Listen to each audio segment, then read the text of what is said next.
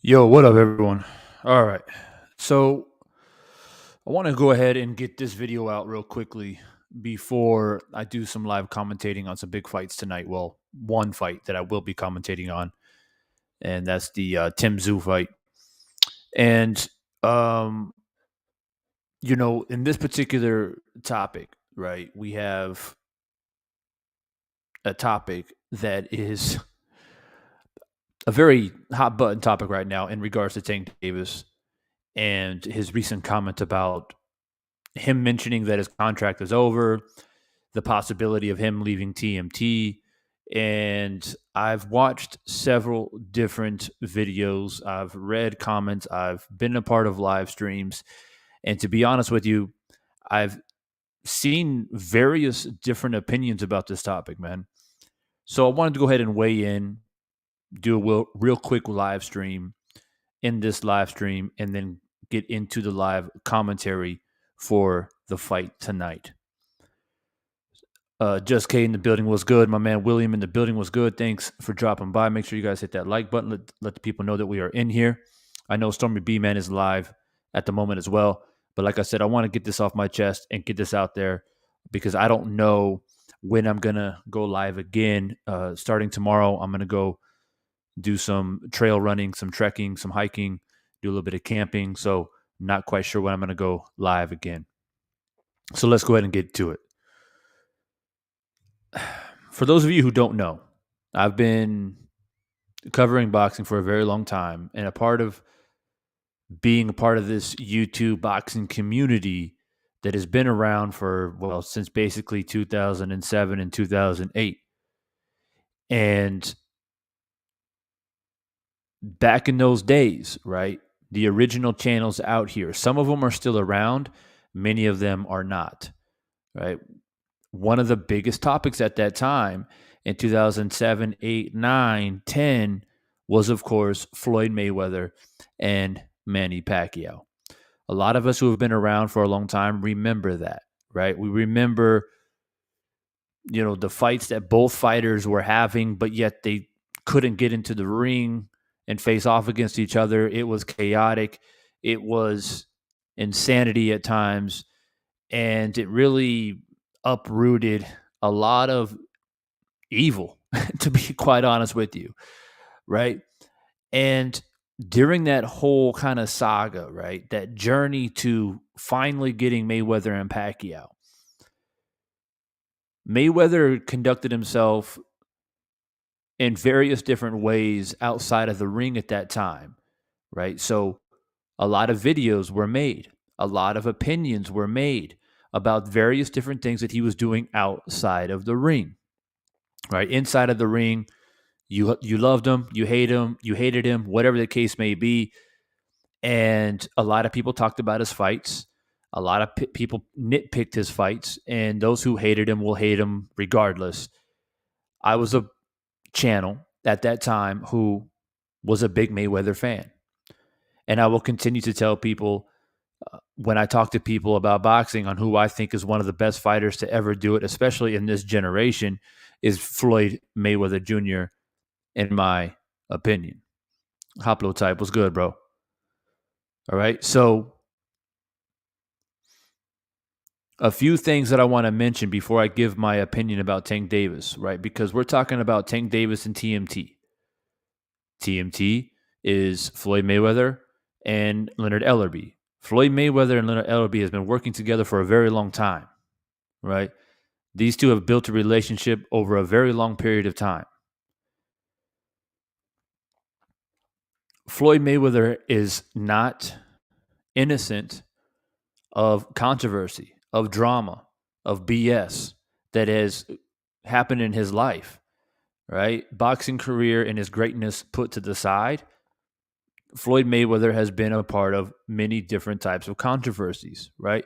For those of you who don't remember, or maybe you forgot, Floyd Mayweather served time for an altercation that he had with, I believe, the mother of his children, right? Rather he was right or wrong, there still always has always been controversy surrounding Floyd Mayweather Jr. Now, I've always been a big advocate of Floyd leaving Top Rank, creating his own brand, making a name for himself, and taking those steps because it did pave the way for future boxers to attempt to seize the opportunity for themselves instead of being watered down by these promotional companies. I will always give Mayweather praise for standing up to top rank, leaving Bob Arum in Top Rank, and creating Mayweather Promotions, the money team, whatever you want to frame it as, and doing his own thing. But Mayweather has been in situations that are very controversial. Also, don't forget that once upon a time, Mayweather and 50 Cent were very good friends. Mayweather and 50 Cent used to do a lot of business together. 50 Cent was the one who picked Mayweather up from jail when he finished serving his sentence after the altercation that he had with the mother of his children. Platt Boys was good, bro. And as we all know, that relationship turned sour. It wasn't too long ago, what was it, like 2 or 3 weeks ago, where 50 Cent came out and said, I let Mayweather run Mayweather Promotions, or like I created it, but I just gave it to him, or whatever. Rather it's true or not, right? Sometimes where there's smoke, there's fire, right? And Mayweather is a person that has been surrounded by many different controversial things outside the boxing ring. Now, I don't want to sit here and make this about Mayweather per se, because his time has passed, right? His time has passed, and now we have a new era. And part of that new era is Tank Davis. But I do want to, I wanted to do this foreshadowing to remind people, because we do have a lot of new boxing fans that are coming in post Mayweather, or maybe at the tail end of Floyd Mayweather. A lot of us were around at the heart, at the meat of Mayweather and Pacquiao and that whole thing. So with that being said, my man Town in the building was good, bro. One of these days I'm going to get you on here, man. I probably sent you 20,000 emails. It's never happened, but we're going to make it happen, bro. Good to see you. Always good to see you in here. So, with Tank, right? we know that Tank and Floyd and Tank and TMT, and I want to say TNT because Leonard Ellerby is always involved some way, somehow. They've butted heads in the past before. This is nothing new. You know what I'm saying? Like they butt heads, they don't get along. Certain things are said in social media, and then they make up, and it's all good, and what have you. But this is where the opinion starts to meet at a crossroads, where people have various different opinions. One side, people say, well, yeah, Floyd has been controlling Tank's career. Floyd has been pulling Tank away from his full potential to protect him because he is the golden goose, right? He is the face of Mayweather Promotions. I mean, he really is. The other side is people saying, well, Floyd is doing the right thing and Floyd has made Tank into something. And if it wasn't for Floyd, Tank wouldn't be who he is. So why is Tank complaining? Tank needs to chill out and let this plan run its course. But the question is, what is that plan? What is that plan of Mayweather Promotions slash TMT? What is their plan for Tank Davis? I don't know what it is. I've heard many different things. I've heard, oh, well, we're going to have him fight X amount of fights. And then when the time's right, he's going to go for undisputed. Then I hear, oh, well, we're going to do this. We're going to do a couple fights here, and then we're going to move up. And then we're going to come back down again. And it's like, I feel like there's a lot of inconsistency. Now, with that being said, you can kind of see where if you're in Tank's shoes, that could be a little bit mentally exhausting, right? If you don't know what the plan is, right? So imagine this, right? Mayweather comes in, he reaches out to Tank before Tank is the superstar that he is today. He was talented, but he wasn't a superstar yet.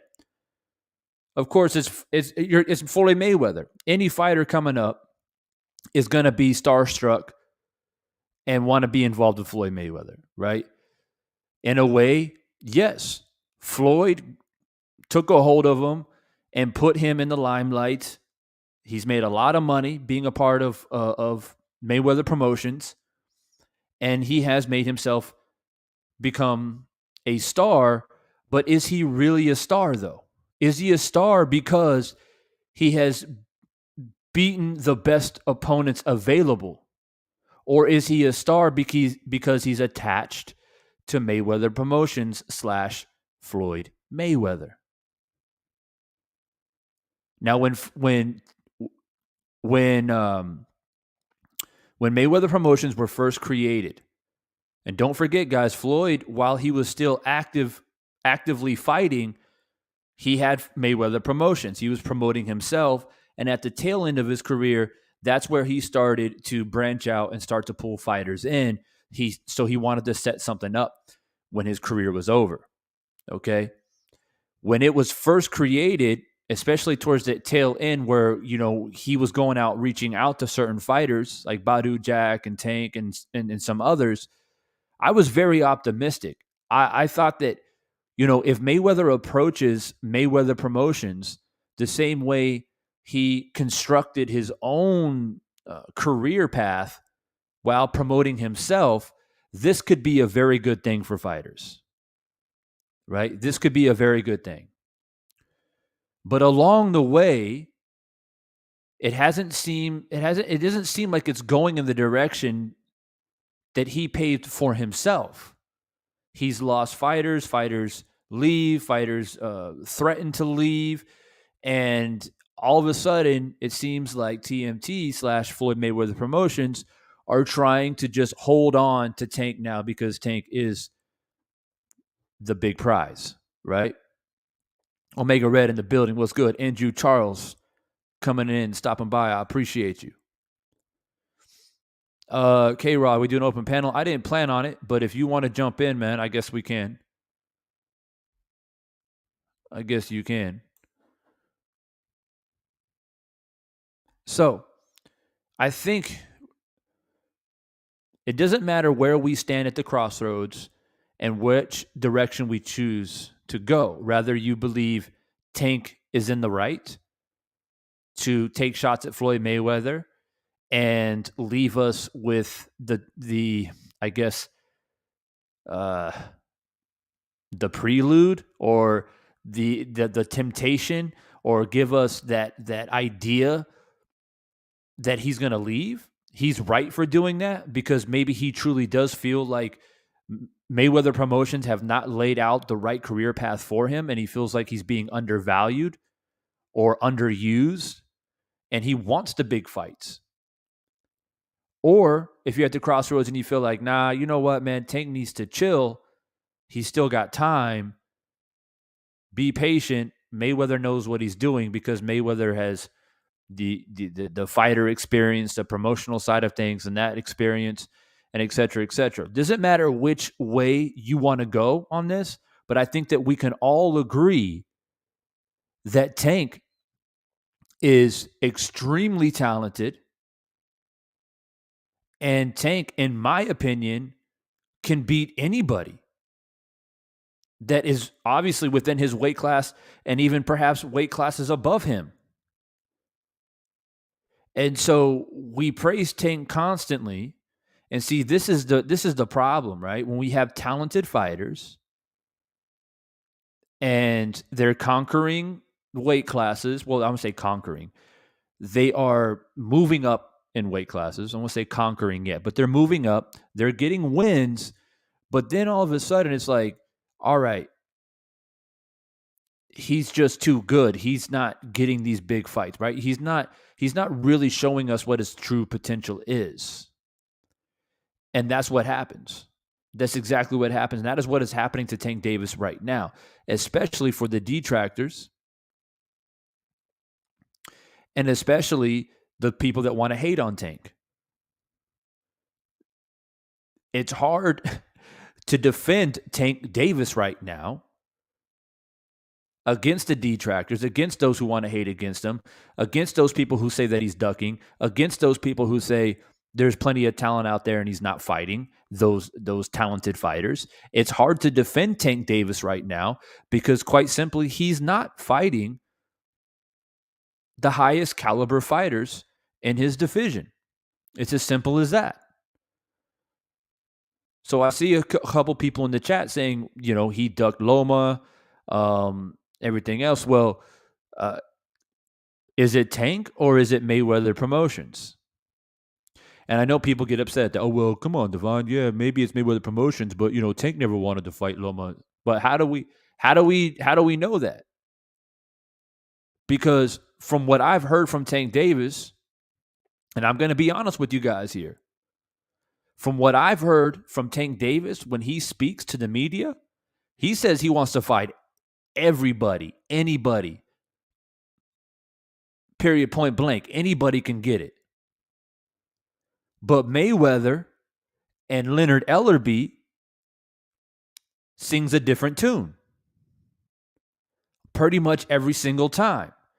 They can interview Tank and be like, hey, what do you think about Loma? Or what do you think about Devin Haney? Or what do you think about what's going on up there, in 135 or whatever it is? And he'll be like, oh, anybody can get it. I'm ready for anybody. And I believe him when he says that. I can hear the conviction. I can hear the confidence. Why wouldn't he? He's skilled. And probably pound for pound, he's got the most power as well. He's in the top 3 from 130 all the way up to 140 at least. He's in the top 3, if not the top 2. So why wouldn't he be confident? Why would I hesitate to believe when he says anybody can get it? But then as the media slides down to talk to Floyd Mayweather, they're talking about, oh, well, we're just taking our time. We're seeing things out. We don't want to throw him in there too quick. We want to make sure that his career path is nice and solid. We're looking at all the options. We're putting everything out on the table, et cetera, et cetera, et cetera, right? Especially Leonard Ellerbe. But even Mayweather himself doesn't want to commit to any name. And to me, that's a little bit hypocritical. Like, let's be real here. Let's be real here. That's hypocritical because Mayweather left Top Rank because he felt like he wasn't getting the fights that he deserved and he wasn't getting paid like he thought he should be getting paid. And he thought that Bob Arum was slowing down his career. Floyd Mayweather was hungry for stardom. Floyd Mayweather wanted belts. He wanted championships. He wanted other weight classes. The same thing that Tank Davis wants right now. So for Floyd Mayweather to say, we're chilling right now, or we're waiting right now, or we're not in a rush right now, that's hypocritical. And I say this as one of the biggest Mayweather fans probably on YouTube for the better part of this past decade. I've supported more or less 75 to 80% of the things that he has done within his own career. And like I said earlier, if you joined late, the idea of Mayweather Promotions, I supported it. I was very optimistic about it. I thought it was going to be a good thing for fighters to have somebody like Mayweather who has the experience as a fighter and has the experience of also being his own promoter and leaving one of the biggest promotional companies in boxing in Top Rank. And I truly believe that he was going to be able to offer something very beneficial for fighters. But as the years have went on, it hasn't turned out that way, in my opinion. Now, there may be some of you listening right now who feels like Tank has been a little bit of a baby. Tank is just complaining. Tank's a little bit immature. Tank keeps taking these little shots at Mayweather, and it's not right. Well, what do you want him to do then? That's my question. What do you want him to do then? Just be a good little boy and fall in line and say, yes, sir, to Mayweather, you're the greatest thing since sliced bread, so I'm going to do whatever you tell me to do. And I hope by the time I'm 30, we're in the position that we want to be in, right? So what do you want Tank Davis to do? We preach on these panels all the time, on these live streams all the time about boxers not standing up to their promotional companies, not speaking up for themselves. You know what I'm saying? Like actually saying like, this is what I want. And so to me, in my mind, Tank is saying that he wants to fight all of the best talent. I've never heard Tank, and somebody in the chat, correct me if I'm wrong, but I've never heard him turn down a name. Anytime a name is mentioned to him, he's like, they can get it. They can get it. They can get it. But when it comes to Mayweather and Leonard Ellerbe, oh, well, we're just taking our time right now. We're not in a rush. So why? What is Mayweather doing? Why is he not putting Tank into these big fights? What is he? Is he scared? Is it some mysterious plan that maybe we're not seeing? It's this grand design, right? I don't know. Rada the Prophet was good. And as you guys can probably see by now, I have a poll going on in the chat. Will Tank leave TMT after his next fight? I probably shouldn't have put TMT. I probably should have put Mayweather Promotions, but pretty much the same thing. 58% of you guys have said yes, he needs to leave after his next fight against Rolly. But there's still a pretty strong 42% saying no, he shouldn't leave. Now, I'm curious for those people who are saying no, he shouldn't leave. Well, what is the alternative then? What is the alternative then? Stay and see it out?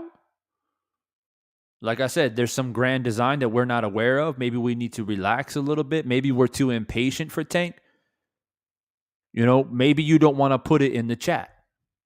But I'm genuinely curious on what the alternative, because like I said, we have a strong 42% of people coming in and voting in the poll saying that after this next fight against Rolly, he should stay with Mayweather Promotions. So since I'm not getting very many comments in the chat offering an alternative to not leaving Mayweather Promotions. And by the way, this is not the first time Tank has expressed his discontent and, saying that he's unhappy with the way his career is going. This is not the first time. But there's the link. Jump in and let me know if you have a better alternative, or maybe you think I'm missing something.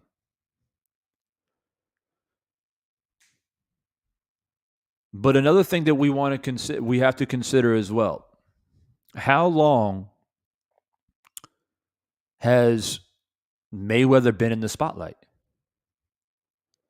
Mayweather has he's been the talk of boxing.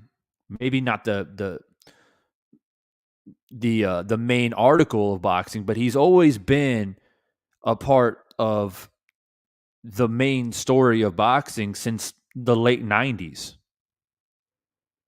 Right? And then, after being Pretty Boy Floyd, winning a couple titles, then he became Money Mayweather after he beat Oscar De La Hoya.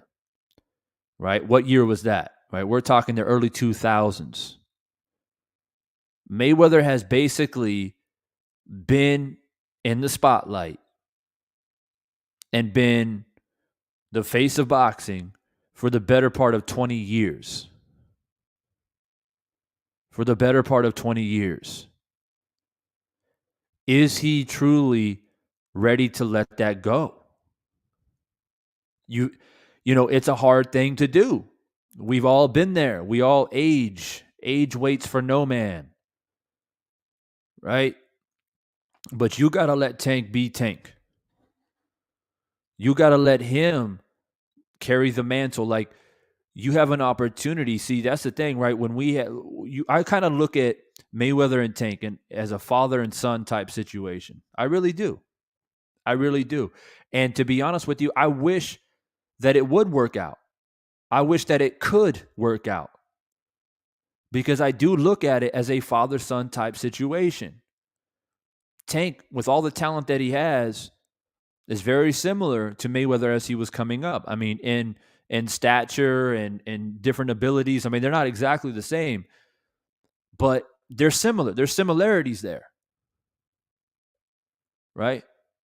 So he takes Tank under his wing, and he could have still lived through Tank Davis to continue the Mayweather legacy through Mayweather Promotions, but let Tank be Tank. Right? Don't be afraid of him losing a fight. MStax85, what's up? So, is that what it is?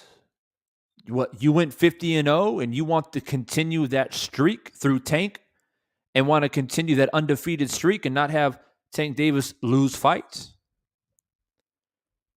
And the crazy thing is that I feel like in Mayweather's career, he did a pretty good job as far as fighting the tough fights and beating champions to get belts. It wasn't perfect. There were some fighters that he could have fought and he didn't. Some of it was unfortunate circumstances, like Paul Williams. And there were some other names out there. But for the most part, he fought a pretty good talent pool. Mayweather did. There's a couple fights there in the end where it's kind of like, Andre Berto. That's kind of like, that was kind of unnecessary. Or even Robert Guerrero. That's, like fights like those, like, probably had better options. But I would say I would still grade it like a B-. And that says a lot, because there are fighters that I wouldn't even give a C grade They barely getting D's out here. There are a lot of fighters. I can't even think of a fighter off the top of my head right now that I would give an A grade as far as talent pool and who they fought. Stormy B, man, what's good? So, look, man, I got 41% of the people voting in the poll saying that no, Mayweather, or sorry, Tank should not leave Mayweather Promotions. He should stay with them. He should resign. The link is in the chat. Explain to me as to why. Don't be a coward and just come vote in the poll and then watch behind the scenes and hide behind fucking rocks and shit. Right? Just click the link, come in, and tell me why you think that Tank should stay with Mayweather Promotions. Honesty is the best policy. If you come in here and speak from the heart, then we can have a conversation. If you come in here bullshitting around, well, you'll probably get bopped up out of here. That's the way it works. But some of us have been around talking about boxing for a very long time. I spent a vast amount of energy and time talking about Floyd Mayweather back in the mid 2000s, right? And it would be so easy for me back then, and even easier now, to just shit all over Mayweather, right? Because Mayweather got a lot of blame for not having the Pacquiao fight happen earlier. It's all Mayweather's fault because of the random blood and urine testing and all that other crazy shit, right? It was all Mayweather's fault. Mayweather was ducking. Mayweather's a duck, and that's where the whole Flomos and Pactards were created. But I rode with Mayweather. I was fighting on the dark side. You know what I'm saying? And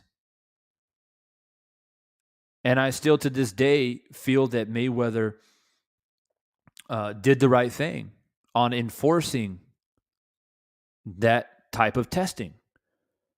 There's a lot of things that he did that sheds positive light on the sport of boxing. But you're out of the game now. You've had your time. Now you got a young and extremely talented fighter that is in your stable that when he first came to you, he was ready to carry on the Mayweather legacy. He was willing, eager, and able to do that. But it looks like it is deteriorating.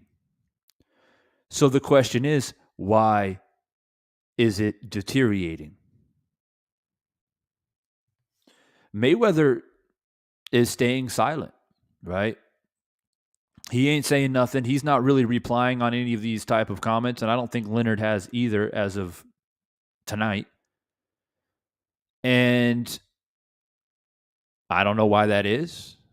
Maybe they feel like Tank is just going through one of his little tirades. Maybe they feel like Tank is emotional for one reason or the other, and they don't want to address it, and they think that it'll pass over. Or maybe they know that they're bullshitting around. But there's plenty of political answers from Leonard Ellerby. If you do happen to get him on an interview, hey Leonard, what do you think about Tank's most recent comments about him saying that his contract is over, hinting at the idea that he's going to leave Mayweather Promotions? Tank is, and this is what Leonard Ellerby will say, Tank Davis is a part of Mayweather Promotions. We plan to have him with us for a very long time. And Tank Davis will continue to make Mayweather Promotions proud, and we look forward to working with him in the future. That's how Leonard Ellerby will answer it. So remember the things that we talk, right? Remember the word consistency. Remember that I said that word needs to be in bold letters, all caps, underlined. Consistency. We must remain consistent on, well, all aspects of life, but in particular, for the conversation at hand, boxing. Because we criticize fighters constantly for not speaking up, not standing up for themselves when their career is not going the way that they feel like it should, and they feel in their heart of hearts that they're confident and ready to take these next big steps, and they feel like they've earned it. Their record and their resume says that they've earned it. The fans say that he or she has earned it. They should, and we promote the idea as content creators of fighters coming out and standing up against these promotional companies trying to protect them. Because there is a thing called legacy. And you will never be a legend if you don't take the hardest and most difficult challenges. Tank Davis, to me, strikes me as a young man who wants to be a legend. So the question is, will Floyd Mayweather allow Tank Davis to be a legend? Is Mayweather okay with the possibility of Tank Davis overshadowing Mayweather's own legacy? Because Mayweather truly believes in his soul that he's the best that's ever done it. He's told us that on multiple occasions. Nobody can do what I do or did. I'm the best ever. TBE. Maybe he really sees the true talent and the potential in Tank Davis now. Maybe he says, oh shit, maybe this young dude can be better than what I was. I don't know if I can accept that. Let's keep him on ice. But that doesn't make sense, does it? Because if you feel like the dude is better than you or has the potential of being better than what you were, then you would put him in the toughest fights. Because you say, all right, shit. You feel this way, you feel, you're confident and you're ready for the big show. You ready to go up weight classes. You ready to fight all these champions. You ready to collect these belts. Let's make it happen then. Right? Y'all can see how it's a double-edged sword here. But if you ask my opinion, I would say it's a mixture of both. And that's why it's complicated. And that's why they're clashing. That's why. Because there's a part of Floyd Mayweather, in my opinion, that loves Tank Davis as a younger brother or somebody that he's brought under his wing and wants to see him be successful, not only as a boxer, but as a fellow black man and all those different things that matter in life, especially in boxing, right? And I truly believe that he cares for him and he wants to see him be successful. But I also believe that there's another part of him, for whatever reason it may be, he's on shaky legs with the amount of potential that Tank Davis may actually have. Dwan Freeman in the building was good.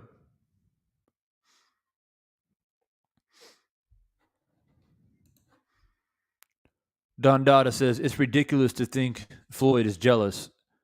Tank is holding TMT afloat. Without Tank, they lose their business.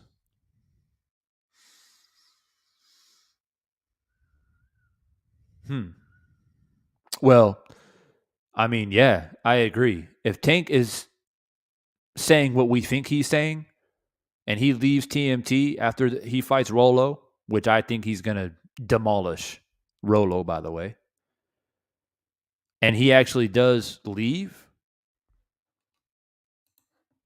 yeah, I think Mayweather Promotions is done.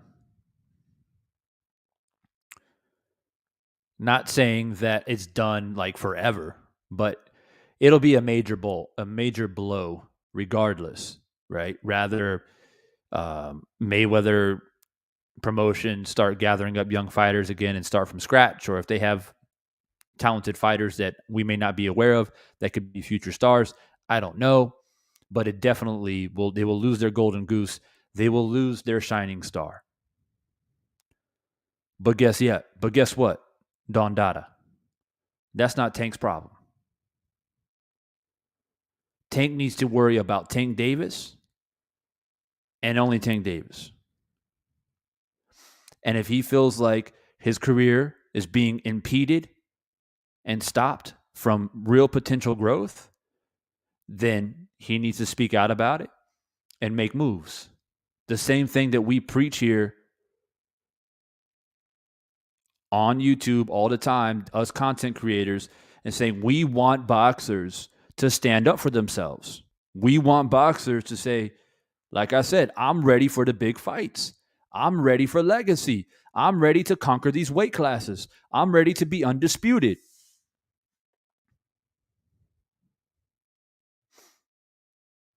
Bud Crawford, in front of everybody, told Bob Arum, basically to his face, I don't need you no more. I'm going to do my own thing. Despite all the other racist stuff that he's now accusing Bob Arum of and all that lawsuit stuff, I haven't even followed up on that shit. But put all that to the side. Just the simple fact that Bud has recognized that he's not moving forward in his career, and he told Bob, peace out. That's what we need.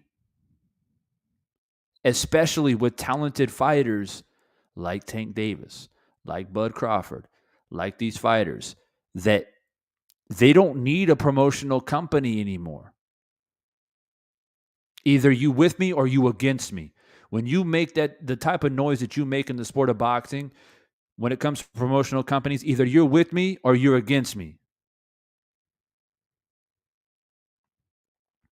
And it's a rarity for boxers nowadays to actually care about legacy. Like, let's keep it 100. How many fighters, or is it possible for you to count on one hand boxers that you truly believe, not you think or maybe, but truly believe, care about legacy? Can you count on one hand right now, being honest, 5 fighters that actually care about legacy? They want to be the best of their era, their best of their generation. They want to conquer, all the belts, become undisputed. They want to conquer multiple weight classes. They want to be pound for pound. Can you count 5 fighters on one hand right now? Think about that. Think about that.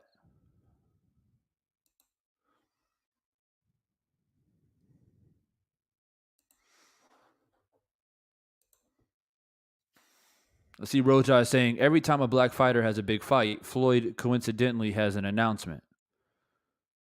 Well, what do you mean by that exactly? Elaborate. Elaborate.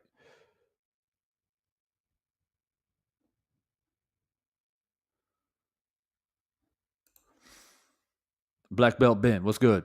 He says Tank is my favorite fighter, but you dudes keep talking.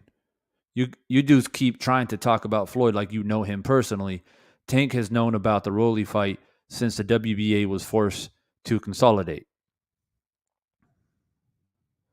All right, so Black Belt Ben, what are you saying then? Are you saying that Tank is in the right or in the wrong for hinting at the idea that he's going to leave Mayweather Promotions?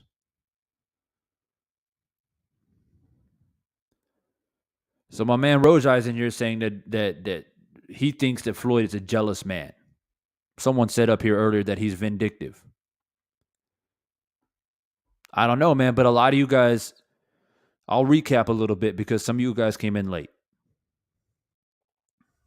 Like I was saying earlier when I first started this live stream, I have been talking about Floyd Mayweather for a very long time. Some of you may be new to boxing, but Mayweather is not absent of shenanigans, to put it politely. Teach, what's up, bro? Right? A lot of you may or may not remember a lot of business decisions and falling outs that he's had with multiple people in his life, most notably with 50 Cent, right? Even 50 Cent himself, yeah, he's not innocent either. He's had his own beef and drama, and I remember the shit that he had with the game back in the day. So drama feeds into drama. But my point is with Mayweather, you got 50 Cent, you have other business partners, you had drama with his baby mom, and other stuff that I'm not going to get into right now. You can do your own research, right? He's not absent of shenanigans in his life, especially when it comes to business things.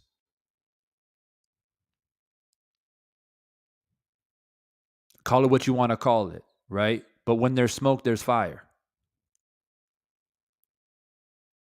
Now, I personally don't know why he would want to be jealous of Tank, but like I've already mentioned, either he supports the man wholeheartedly and is perfectly okay with Tank eclipsing his own legacy. Mayweather truly in his heart has to be okay with that. He actually should want that. Yeah, go beat my record. Go beat 50-0. Go conquer more weight classes than what I did. Go be on the pound for pound best list longer than I was. Go do that. I want that from you wholeheartedly. Please. But I don't know if he is truly passionate about that. Now, this is speculative and this is opinion, but this is why we throw it out there for conversation. Right? And when I say the word speculative, I mean, that's exactly what it is, because we don't know what Tank has been saying behind the scenes. Who knows? Maybe Tank texted Mayweather and, said some crazy shit to him, or said some foul, unnecessary, unwarranted shit from him because, for whatever reason. Look, man, who knows? But right now, Tank is talking. Let's put it. Let's lay it out like this. Tank is talking.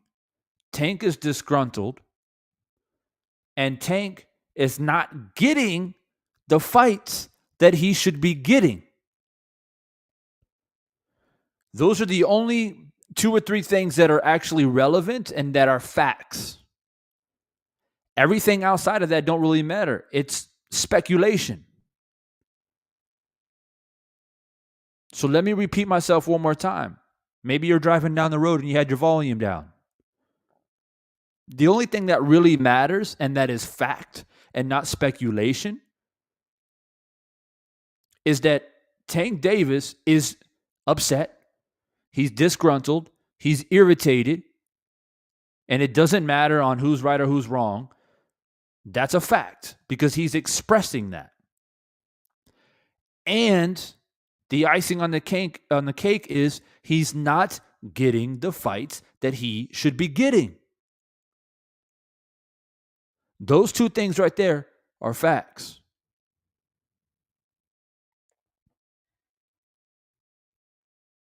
Now, from there, y'all can make your own conclusions up.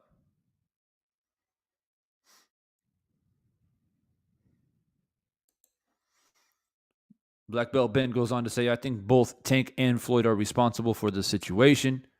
I kind of feel like Floyd doesn't want what happened to Adrian to happen to Tank, and Tank is not showing maturity on social media. Now, that's an interesting point that you bring up, Black Belt, about Adrian. We all know that at one point in time, I mean, that's another person that Floyd Mayweather had a falling out with. And a lot of that is, well, in my opinion, a lot of immaturity on Broner's part. And that's a very good point. Broner could have been a very good fighter. He could have been a very, very accomplished fighter. And he still is and was, but he could have been much more. And who knows why a lot of these things happen behind the scenes. And you're right. Maybe Mayweather doesn't want Tank to turn into what Adrian did, where Adrian all of a sudden, like they're boys, and then all of a sudden, Adrian started taking a few L's, right? He's out there, making sex tapes and shit, going to strip clubs, and not living the fighter lifestyle, starts taking some L's. Then all of a sudden, it's pretty clear that Mayweather and Adrian Broner are not really seeing eye to eye anymore. They're not really boys anymore. And Adrian Broner came out in public and say, y'all against me. We all remember what Adrian Broner said to Leonard Ellerbe in front of everybody at a press conference. Mayweather wasn't even there. Leonard Ellerbe was there representing Mayweather Promotions. And Adrian told Leonard Ellerbe, you ain't shit. All y'all against me. So we don't know what happened behind the scenes, right? To this day, unless you have insight and you actually know somebody personally that is in that circle, we don't really know the exact reasons on why they no longer were friends. But it was around the time where Adrian Broner was no longer living the fighter lifestyle, getting arrested, making sex tapes and shit, posting it on the internet, is right around the time where they started having this falling out. But Black Belt Ben, you're right. Mayweather doesn't want to repeat that with Tank. But guess what? It is trending that way right now, though. It is. So maybe it's better to part ways cleanly. You know what I mean? Like, water under the bridge. Hey, Mayweather, bro, I appreciate what you did for me. No hard feelings. I'm going to move on and go with PBC or Al Heyman or whatever the case is. I'm going to do my thing now because I just need these big fights, man. It doesn't seem like you can get me these fights, but it's nothing personal. And you shake hands and you walk away cleanly. You know what I'm saying? Maybe that's what needs to happen. Because it will turn into another Adrian Broner very quickly. I see you in there, man. Steven, the Mac. I appreciate you, bro, with that super chat in there, man. Thank you for supporting the channel and the content. Much love and respect.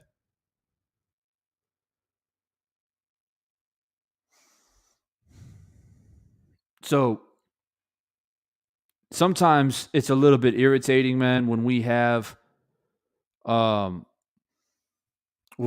grown men, like grown ass men, acting this way, man. You know, Mayweather's in his 40s now. Not saying that he is being immature or anything like that, Mayweather, but he just always seems to be around some immature shit. If that makes any sense. You know how some dudes, man, they're a magnet for bullshit. Even though as much as they try to stay out of it, it just always surrounds them. Rather it's females or dudes that they used to be cool with, they're not cool with no more, or a business deal went wrong, but it always seemed to be around bullshit. And my dad used to tell me all the time when I was young, like, why does it always seem that you're always in the wrong place at the wrong time? And that's how it was, man. And that's how it is for some people. They just seem to always be around that shit. And Mayweather's one of those people. Right? But we got to remember, though, that Tank is still young. And when Adrian Broner was making millions,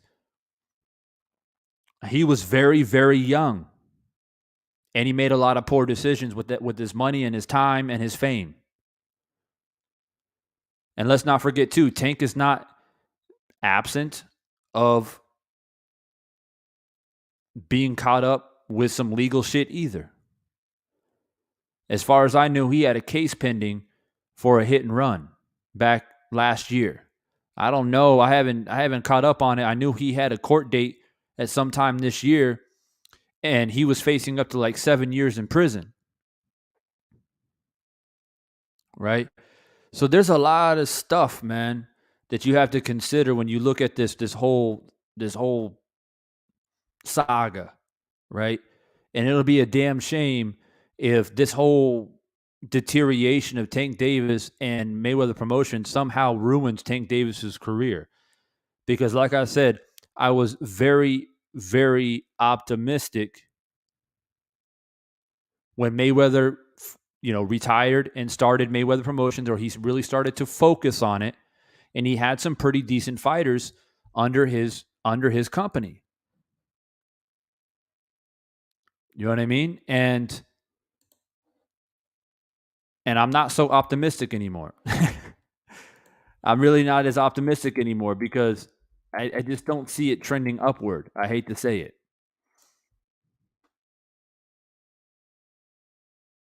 But you guys know what I like to do. I like to come in and give a different perspective. Yo, Imstacks, yeah, Tank is he just turned 27. So yeah, I guess you're right. He's young, but he's not that young, right? He's not 22 anymore, right? But he's still pretty young. I don't think I really had my shit together until I was probably like really knew what I needed to do and focus and didn't get caught up in bullshit and drama until I was probably about 31 or 32. That's just me. And I've been living alone and traveling abroad since I was 21, right? So, on some aspects, I was mature, much more mature than dudes my age to be able to do what I did and accomplish what I've accomplished in my life. But at 27, I was still caught up in bullshit, man. I ain't gonna lie, right? It's all about experience and decision making, right? You need to accumulate experience to be able to make the right decisions.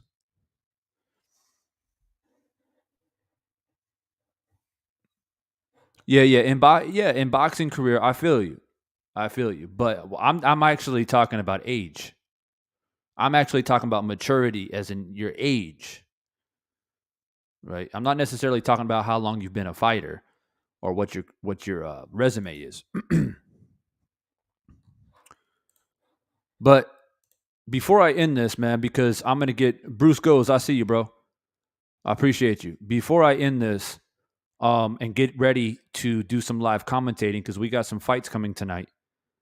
I want to share. We can just take a peek at it together, right, and really get to the bottom of this, right? I'm gonna pull up Tank Davis's resume. I'm gonna pull it up. Let me take this off real quick.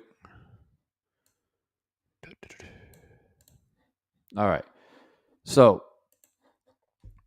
I'm gonna zoom in.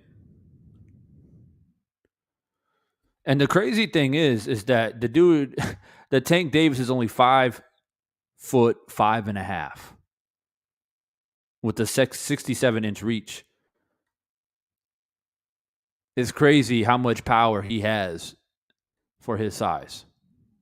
But let's take a look, right? Let's take a look. I'm going to come off the screen. So this was career. We all look at it together. Like, what would you like? Even if you're a Tank Davis fan, like, let's be real. How do you grade his resume so far? Right? A plus being like brilliant, a brilliant resume for the amount of time that he's been a professional and for his age. And yeah, basically how long he's been a professional. That's what really matters the most. A plus being phenomenal, right? Fantastic. What would you rate it? I mean, look at these names. 10-0. Nobody knows who it. When he became 10-0, 11-0, 12-0, no names. When he became 14, 15-0, nobody really knows these dudes. He really didn't fight anybody, in my opinion, that has really any name. Is, in my opinion, Macias. So if you watch boxing enough, you might know who he is. And Jose Pedraza. Did I say that right? Pedraza. Sorry. So again, it's like you got to watch boxing though to know who these names are. Liam Walsh. A lot of people knew him, especially from the UK. But I'm looking through these names, and nothing's jumping out at me. The only one that jumps out at me is, of course, Gamboa. But is Gamboa really the same fighter that he was? I mean, he fought Gamboa in 2019. Is Gamboa the same in 2019 like he was in 2013? Razor 531 was good. Right? Nothing jumps out at me. Leo Santa Cruz, in my opinion, and I got a lot of respect for Gamboa, but to me, Leo Santa Cruz is like the best victory on his resume. And then he's got Mario Barrios and Isaac Cruz, right? And just like I said, like nothing really jumps out at me. And now he's fighting Rolly. And that will be his 27th fight. When he fights Rolly, that's going to be his 27th fight. Y'all hear what I'm saying? His 27th fight. And he's 27 years old.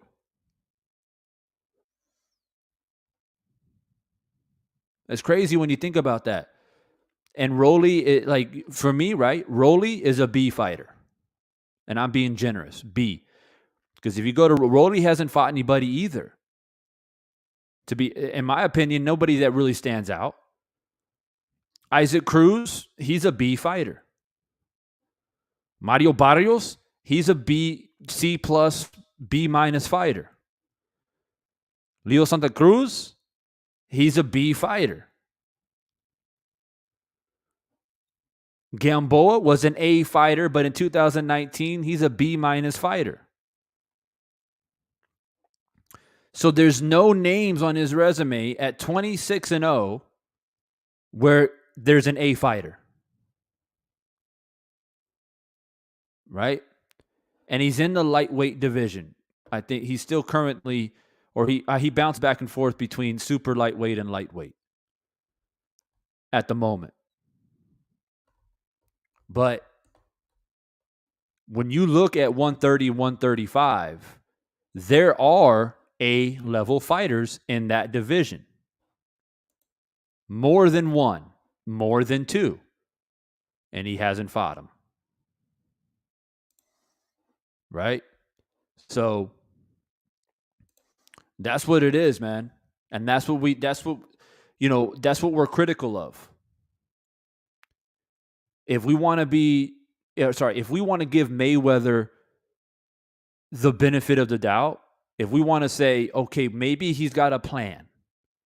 Maybe we're being a little bit overzealous. Maybe we're being impatient because we see so much talent in Tank and we want to see him thrown in there.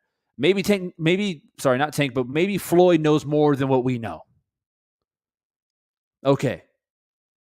Let's play that route then. Then time's a wasting then, Mayweather. Your man is 26-0, hasn't fought any A-level fighter in 130 or 135, and he's 27 years old. Like, you need to show us and reveal your plan explicitly in regards to Tank Davis. That's if Tank Davis decides to renew his contract with you for another, 5-fight deal or something like that. That's the only way that I'm going to be able to give Mayweather a pass, right? Is if Mayweather comes out and says, hey, he's going to sign a 5-fight deal, and a part of that 5-fight deal, we're going to be fighting Devin Haney. We're going to be fighting Kambosos. We're going to be fighting Teofimo Lopez. We're going to be fighting Lomachenko. We're going to be fighting all these top names in 130 and 135. We're going to make sure that we are the best. And whoever's got the belts, if Haney beats Kambosos, we want Haney. If Kambosos defends his titles and beats Haney, we want Kambosos. When Lomachenko comes back from the Ukraine, God willing, we want Lomachenko. Period. And if I'm Tank Davis, those are my expectations. When I sit down at the table with the contract in front of me, pen in hand, those are my expectations. Because you've had enough of these B level, C plus level fighters. Don't accept it anymore. AJ 64, very good point. Let's look at that then real quick. Let's look at that shit before I get up out of here. Right? I'll give you guys a quick reminder. Tank Davis currently 26-0. 26-0 at 27 years of age and has yet to fight an A-level fighter. I'll put it on the screen one more time.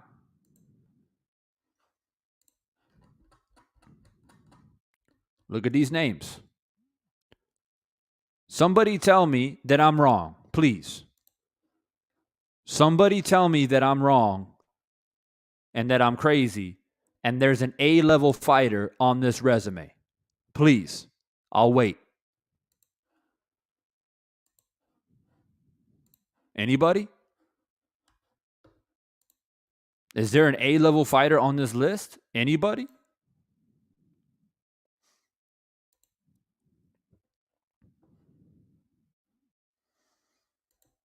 I'm not hearing nothing, so I guess we're all in an agreement or in an agreement of of there not being an A-level fighter on that resume at 26-0 with the age of 27, right? So there you go. Now, one thing I also want to point out is let's look at one of the major titles he won. Right here. When he beat Jose Peraza, he won the IBF super featherweight title. Okay. Now let's real quickly go to Jose.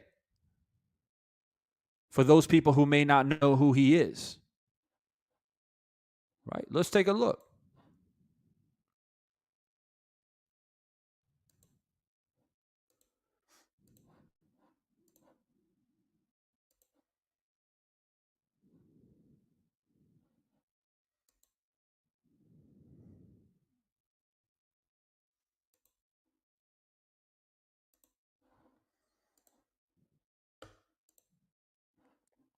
All right. I think I cut out briefly, but I think I'm back. So here we go. Jose Pedraza. All right. So here we go. What kind of a fighter is Jose? Right? By the time he fought Davis, he was 22-0. Okay? He was 22-0. But who did he fight? Is there any A-level fighter on this list that you can see Jose Pedraza fought that you can say, yep, that's an A-level fighter?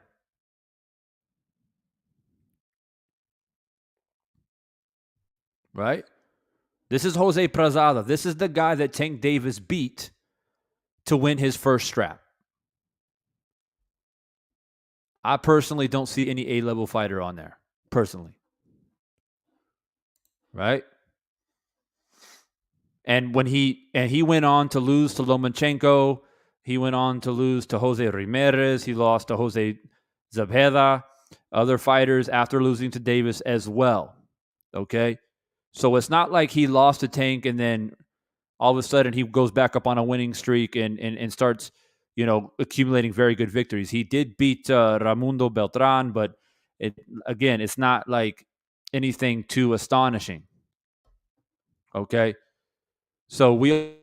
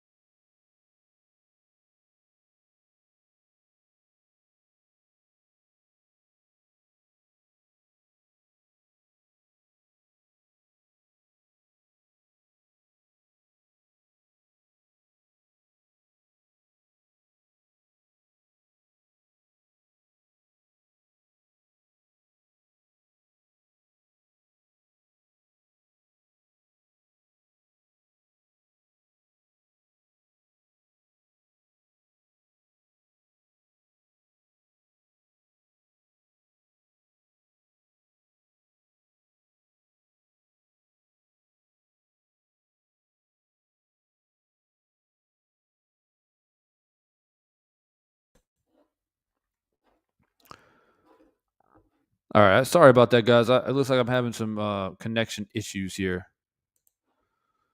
Apologize for that, but let's get back on topic. All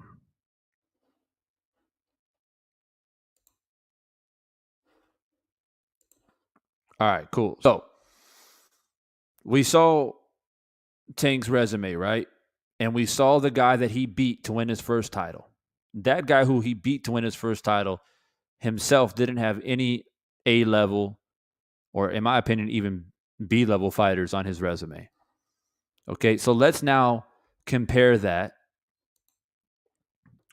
Let's now compare that to Floyd Mayweather at the age of 27 and with 26 fights.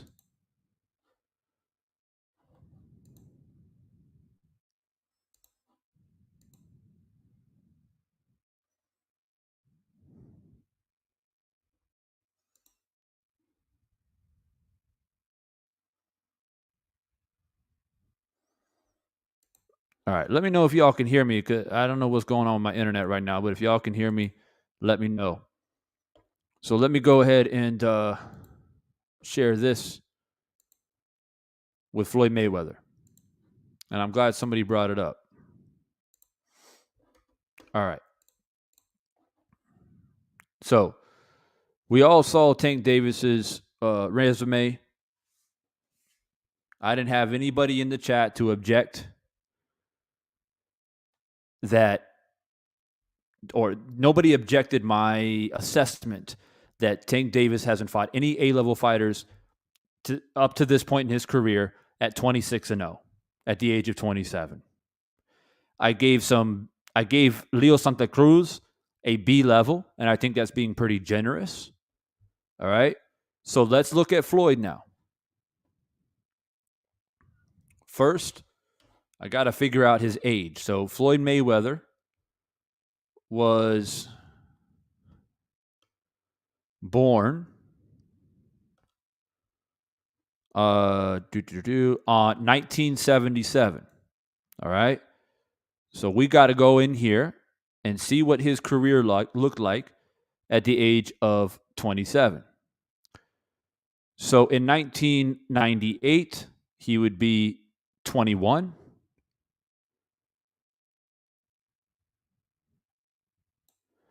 In 2007, he was 30. So basically, we'll go to 2001. Right? So actually, hold on. We'll go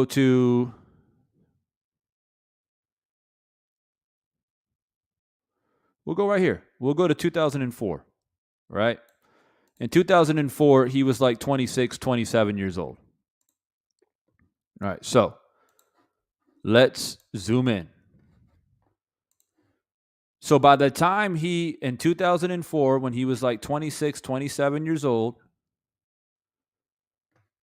let's look at the guys. Now, when I'm looking at 2004, y'all, I'm looking right here at DeMarcus Corley, right? Chop Corley. Right? That's who he fought to kick off 2004. He fought him in May 2004. So let's go below that. Let's go below Corley and see what he has accomplished. Because by the time he fought Corley, he was 8, 9. Yeah, he was 27. All right. So he beat Genaro Hernandez for the WBC super featherweight title when he was 21 years old. Right? If you guys don't know about Genaro Hernandez, this dude was an accomplished champion. Accomplished champion. A-level fighter. Genaro Hernandez was. He defended this title against Angel Manfredi, Carlos Ruiz, Justin Juco, Carlos Jarna, and Vargas, Augustus. And those of you guys don't know, Augustus was a very challenging fight for him, right? So no A fighters. I would give Angel Manfredi like a B. You know, Carlos Rios and Justin Juco. These guys are C and B level fighters. Augustus is a B plus fighter, in my opinion. Some people don't agree with me on that one, but I give Emmanuel Augustus a strong B plus. And then, of course, he fought Diego Corrales when he was 23 years old. Diego Corrales was a champion. Diego Corrales was a guy who was supposed to tear Floyd Mayweather's head off. And he beat the brakes off of Diego Corrales. Right? 23 years old. Diego Corrales, at this point in his career, is an A-level fighter. So that's 2 A-level fighters. He beats Carlos Hernandez. He beats Jesus Chavez. He beats Jose Luis Castillo. Not once, but twice. A-level fighter.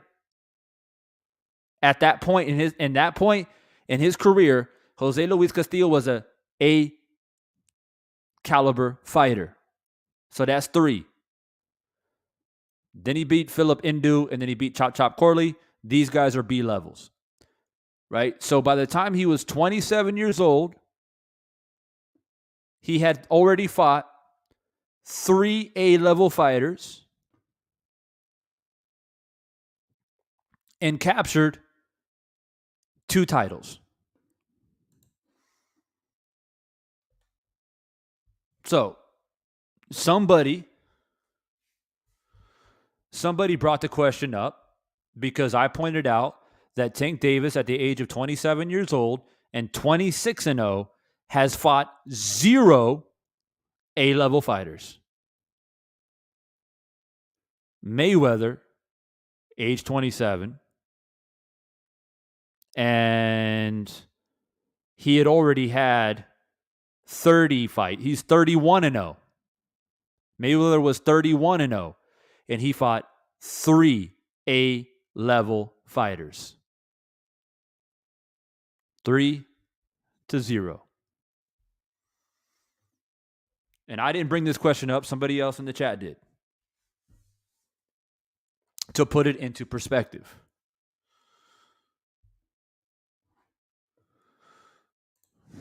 Does the comparison to Floyd only apply to Tank? Just asking for a friend. I can compare Floyd to anybody. That's not a problem. Just throw out a name. But yes, the topic at hand is Tank Davis, right? Floyd Mayweather is Tank Davis's promoter. The idea was that Floyd Mayweather was going to create a promotional company for the fighter by a fighter designed to protect and build fighters. And we're looking at Mayweather's resume, and it clearly shows what he accomplished by the time he was 27 years old. And Tank Davis, with all the talent that he has, hasn't even came close to what Floyd had accomplished when Floyd was the same age that Tank is currently. I mean, Tank hasn't even fought not one A-caliber fighter. Mayweather fought Genaro Hernandez when he was 21 years old. A-level fighter.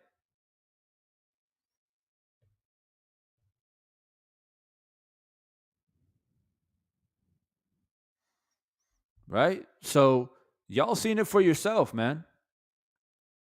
Y'all seen it for yourself. And like my man Christian NWO said, Leo Santa Cruz might be his best win. And that's not really, I mean, it's an okay win, right? It's a win that you can hang your hat on, but it's not like a win that's going to create legacy for you. So let's then go and look at the rankings, because somebody mentioned, all right, Divine, I hear you, bro. So who do you say is a level in 135? Well, I'll tell you right now. I will tell you right now who I personally think, or who I would put as an A level fighter. There's the rankings right there. Right? There's the rankings right there.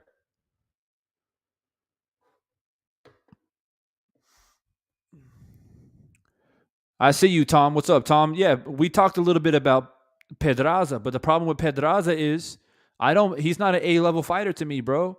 He's a B level fighter. Because up to the point where Tank beat Pedraza he didn't beat any A level fighters himself.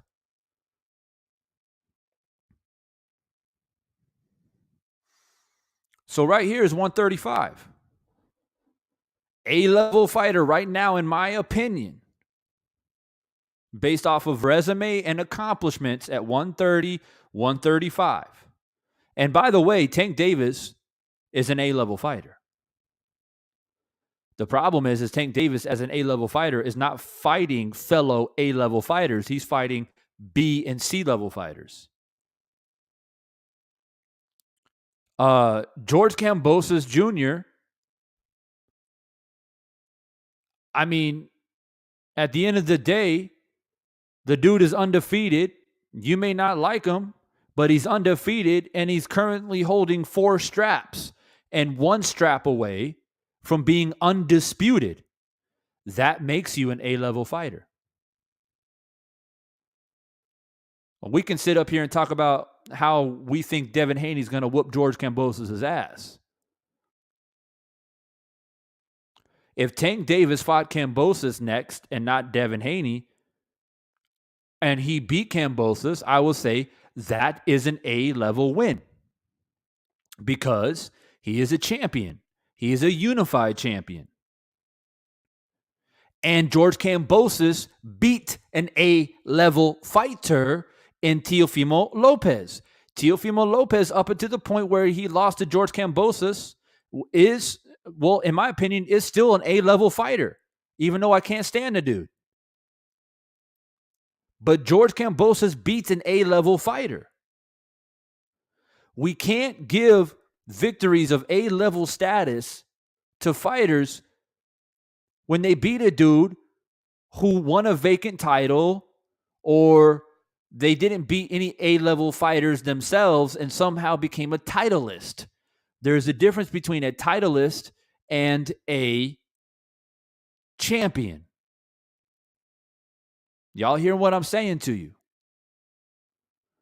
George Kambosos is A-level. Teofimo Lopez is A-level. Lomachenko is A-level. I don't care if he lost to Teofimo Lopez. He's A-level. He's been a bona fide champion before. He beat other champions to become a champion before. Devin Haney, in my opinion, with all the talent that he has right now, is still a B-level fighter. If he beats Kambosos, he's an A-level fighter.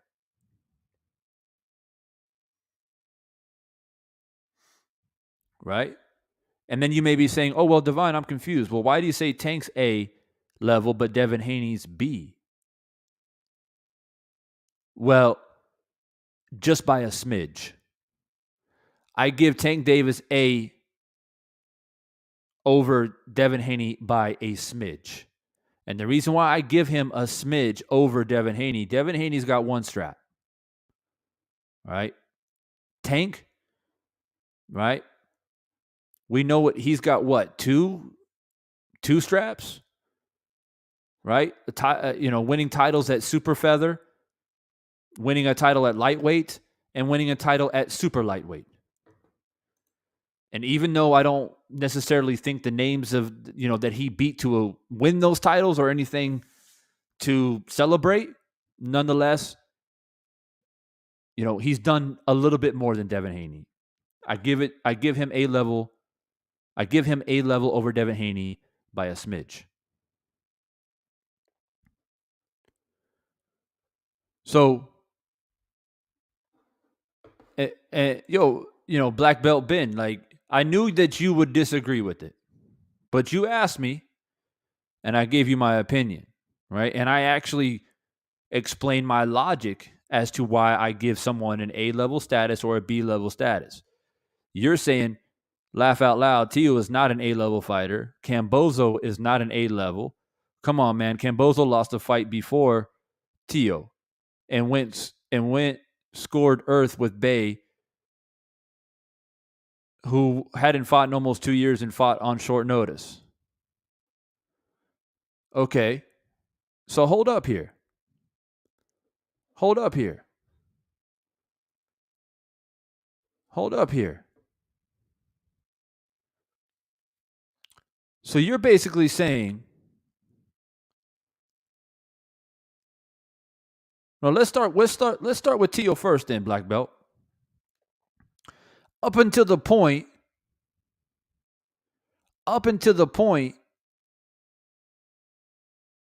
that Tio lost to Kambosos, he wasn't an A-level fighter?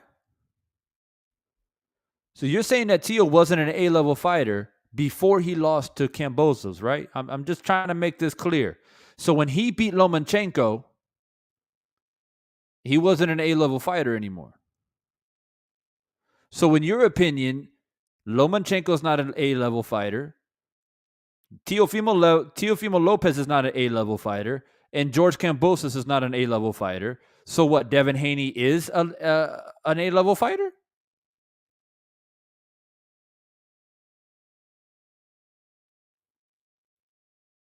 So this is my perspective. Teofimo was an A-level fighter and could still arguably be an A-level fighter, even though I can't stand the dude. But he was definitely an A-level fighter when he dethroned Lomachenko. And let's not get it twisted about Teofimo. I mean, look, man, there's one thing to sit up here and criticize people and how they maneuver their career and the bullshit that they do outside of the ring and sometimes even inside the ring and the way they conduct themselves in their personal life. But don't get it twisted, man. Teofimo Lopez is a threat to anybody at 135. And Teofimo Lopez lost to Kambosos because Kambosos was more determined and more prepared. I don't think that Kambosos is more athletic than Teofimo Lopez. I don't think Kambosos even really has more skill than Teofimo Lopez. But this is chess, not checkers. Kambosos came in with a game plan, and he was prepared, and Teofimo Lopez wasn't. Just like Teofimo Lopez beating Lomachenko. Teofimo Lopez was prepared. He had a game plan. Lomachenko thought he can go in there and box, and he buried himself too deep, and he tried to win later in the fight, but it was too late. He was too far behind on the scorecards.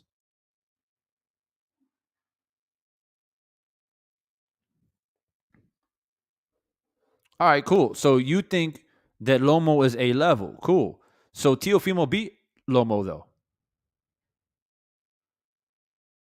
So Teofimo beat Lomo, but he's still a B fighter?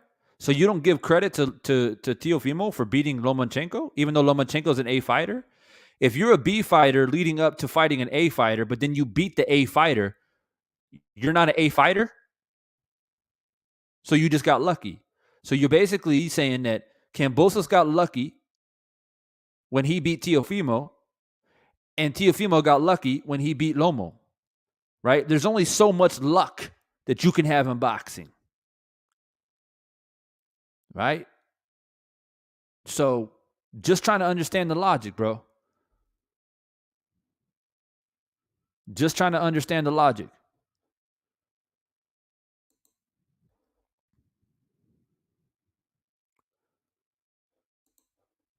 Tom, exactly. Exactly. And this is chess, not checkers. Okay? Right? We all know, right? It doesn't matter how much power you got. It doesn't matter, you know, how hard you hit or how tough you are. This is chess, not checkers. You got to come in with the game plan. And Kambosos came in with the better game plan. He beat an A-level fighter, in my opinion, because Teofimo Lopez became an A-level fighter when he dethroned Lomachenko. And you yourself, Black Belt, said that Lomachenko is a A-level fighter. So how the hell do you not become an A-level fighter after you beat an A-level fighter? And yes, I am consistent. When Buster Douglas beat Mike Tyson, he became an A-level fighter because he beat an A-level fighter. He didn't get lucky. He whooped Mike Tyson's ass. And then when he got his ass beat by Holyfield, guess what? He wasn't an A-level fighter anymore. Yes, fighters can lose their status. Just as quickly as they gain it, they can lose it. Just like I pointed out about Gamboa. Gamboa was an A-level fighter. But by the time Tank Davis got a hold of him, he was no longer an A-level fighter. That's just the way it is, bro, in boxing. And that's why it's so hard to maintain an A-level status. Mayweather was able to maintain a A-level status basically the day he beat Genaro Hernandez for his first title. He basically became an A-level fighter at that moment. At 21 years old. Why? Because he beats an A-level fighter. Genaro Hernandez was an A-level fighter. And that's the way it works.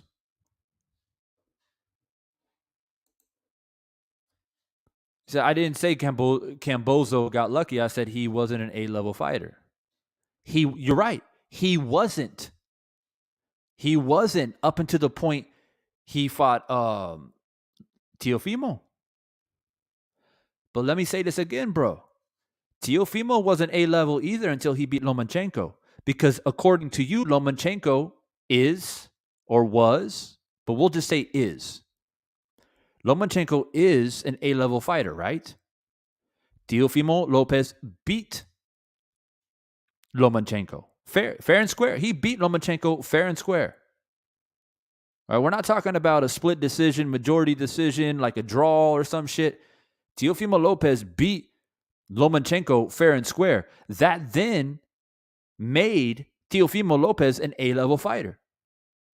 So when Kambosos, who was not, and I repeat, was not an A-level fighter when the fight began, he became one and is one right now after he beat Teofimo Lopez.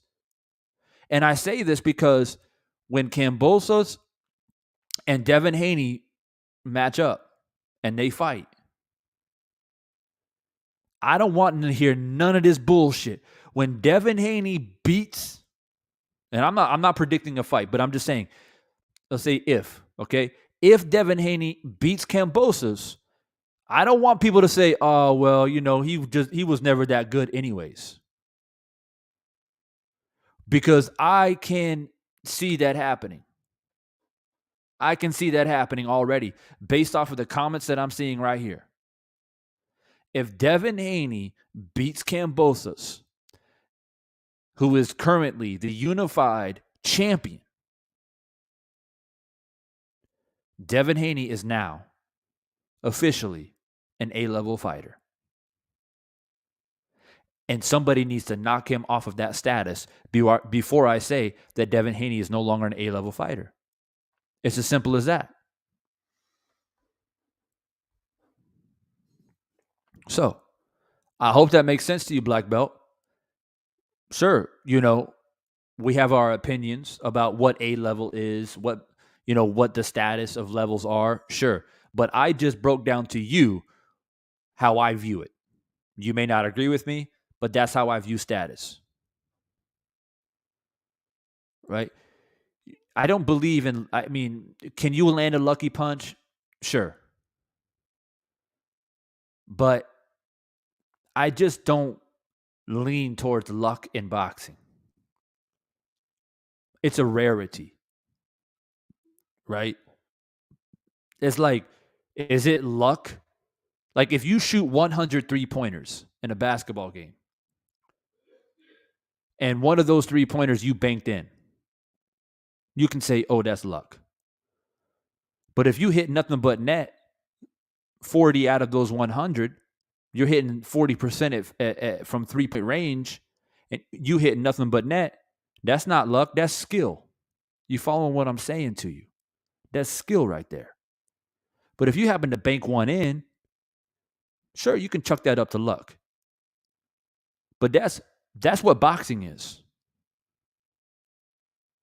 And we're going to find out real quick what George Kambosos is made of when he fights Devin Haney. And I'm going to keep that same energy. If Kambosos beats Devin Haney fair and square, no bullshit, in Australia, no like, the judges are giving him a hometown favor, and he fair and squarely beats Devin Haney, then I'm going to say, hey, this dude he's legit. And that win over Teofimo Lopez was not a bank shot. That was all net.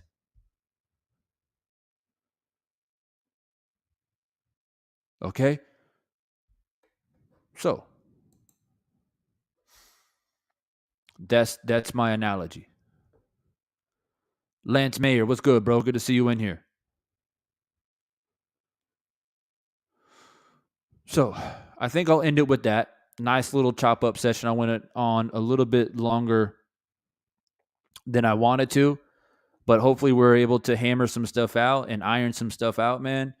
In regards to Mayweather and the Tank situation, my opinion is, and going off here of the poll, it's still 61% people are saying yes, he should leave Mayweather Promotions. I am a little bit shocked that there's still 39% of you saying that he should stay. I didn't get any explanation from anybody on why they think he should stay, but whatever. It happens. But my opinion is simple. When the contract is done, which we know it's done after the Rolly fight, Mayweather and Leonard Ellerby and Mayweather, when they reach out to Tank and say, hey, man, we want you to resign. We want you to stay a part of Mayweather Promotions. Of course they're going to do that. Of course they have to do that because Tank is the star. He's the cash cow. If I'm Tank Davis, my only objective is say, I'll be willing to rejoin you on a 5-fight deal, and I want names like Kambosos, Haney, Teofimo, Lomachenko, and guys like this a part of this 5-fight deal. And if you can't guarantee me, and if you can't tell me right now, a part of this contract, that you will fight tooth and nail to get me these fights, then it's time to part ways. We can shake hands amicably, and we can go different directions. That is my opinion. That's how I feel about it, and we'll see what happens. But look, man, we got some boxing coming up here. I will be back on here, so don't go anywhere. I'm going to end this live stream. Then I'm going to come back in. I'm going to give live commentary with the fight that's coming up here. I'm going to do live commentary for the Tim Tszyu and the Gasha fight. And if this is a fight that you guys are interested in, join me back on here for some live commentary of the fight. I appreciate everybody who's dropped by for this particular live stream. If you haven't hit the like button yet, slip the jab that like button. If you're new to the channel, hit that subscribe button as well. Stay a part of the conversation. And if you guys don't know, I also have a Cash App finally up and running for those who don't particularly like to go into the super chats. If you guys want to donate to the channel, I finally do have the Cash App. So I appreciate you guys. Hit that like button. I'll catch you guys back on here in probably another 10 to 15 minutes. I got to grab some water, hydrate my throat, and get ready for some commentary. Peace.